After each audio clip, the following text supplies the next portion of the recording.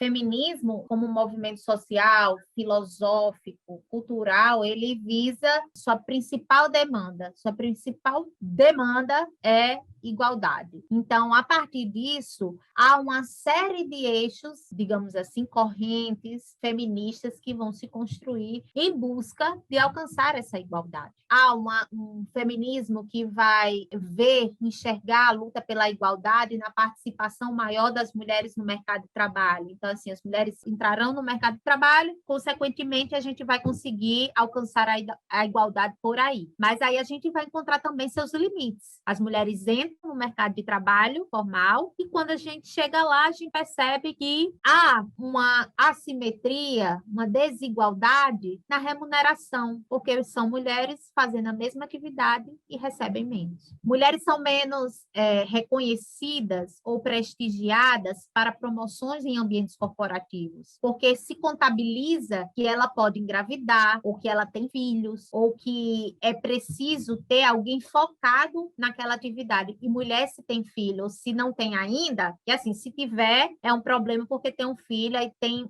o imprevisto de que precisa sair para buscar a criança na escola, precisa isso e aquilo. Então, isso é narrativa que aparece nas pesquisas, não é? Então, é do dia a dia. Mas se ela não tem filhos, tem sempre o fantasma de que ela pode engravidar a qualquer momento. E aí, volta-se novamente aquilo, né? Em função desses papéis sociais de gênero, muitas mulheres são prejudicadas também em avançar nas suas carreiras, em termos de promoção, de prestígio, de reconhecimento. E, sobretudo, experimentam no seu cotidiano situações de rebaixamento, de assédio sexual, assédio moral, né? Então, entrar no mercado de trabalho durante um tempo foi o máximo, né? Era assim, a luz no fim do túnel para alcançar a igualdade. E quando chegou lá, percebeu-se que não era bem isso, que havia um caminho muito mais longo, que essa igualdade carecia de outros olhares para que ela pudesse acontecer. Se a gente vai para o campo da sexualidade, da afirmação da identidade de gênero, das orientações sexuais, isso também vai tematizar outras demandas. Então, a afirmação do seu corpo, a construção e o reconhecimento da sua identidade, a perspectiva de que você pode viver livremente o amor da maneira que você quiser, então se relacionar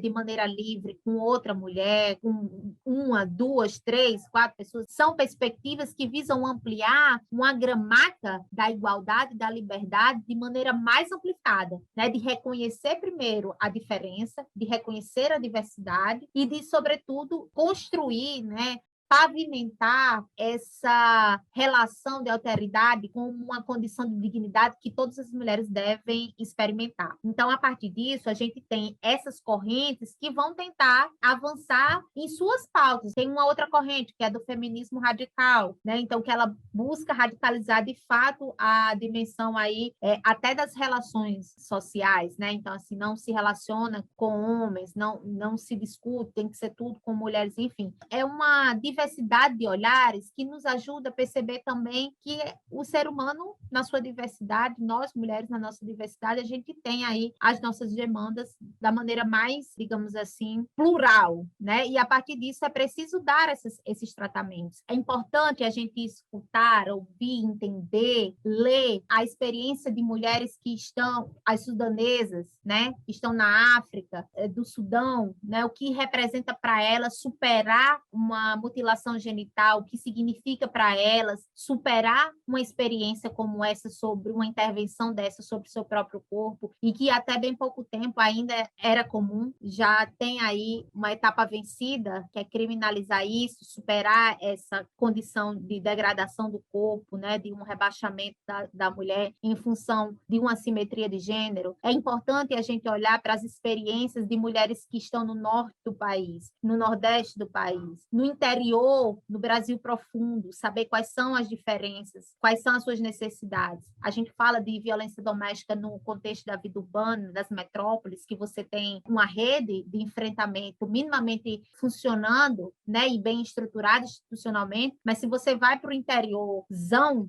do Brasil, e você tem situações de violência doméstica e feminicídio que acontecem a todo momento e aquelas mulheres não têm a quem recorrer, quase nunca, porque não tem delegacia especializada, porque a vida em comunidade, a vida em uma cidade pequena ainda é bastante restrita, ainda se organiza de maneira ainda bastante pautada por convenções sociais, então tende muito a silenciar a voz dessas mulheres, a empurrar elas de volta para esse agressor, a não ter acolhimento, a não ter rede de apoio. É uma vastidão, né? Então, assim, é importante a gente olhar para as produções de mulheres autoras que tenham essa perspectiva de gênero, principalmente de raça, para colocar, de fato, essa ideia de uma interseccionalidade operacionalizando, né, os nossos problemas sociais.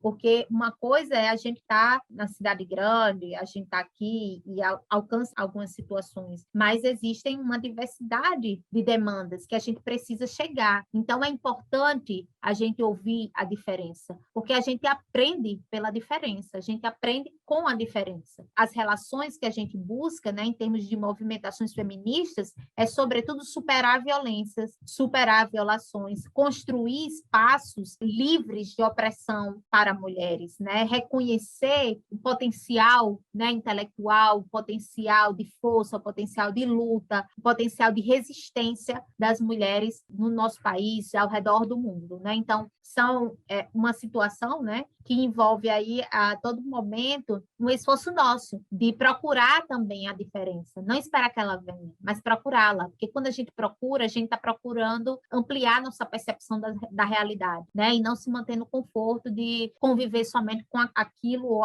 aquela situação que lhe é já conhecida. A diferença nos ajuda a ampliar horizontes, a fazer fusões, né, de horizontes, de ampliar as nossas possibilidades de conhecer o mundo, de entender as dificuldades, as demandas de outras mulheres que estão em situações diferentes das nossas, né? Reconhecer essa diferença é fundamental para que a gente consiga caminhar de maneira coletiva numa resposta que chegue a todas nós, que é a luta por igualdade, né? Então, como é que essa igualdade vai se materializar para uma mulher negra na periferia de Salvador, para uma mulher branca na periferia do Rio de Janeiro? Situações diferentes, requer entendimentos diferentes, requer uma resposta sobre a estrutura de gênero que operacionaliza a dominação masculina, reproduções de assimetrias, reproduções de desigualdades, mas também a gente precisa entender como é que a gente pode fazer para ouvir, né, uma diversidade cada vez maior dessas mulheres. E aí entra um papel importantíssimo, que é a gente chegar nessas produções. Então, a produção do dossiê, ela vem também nessa perspectiva de você reunir pesquisadoras que estão descentralizadas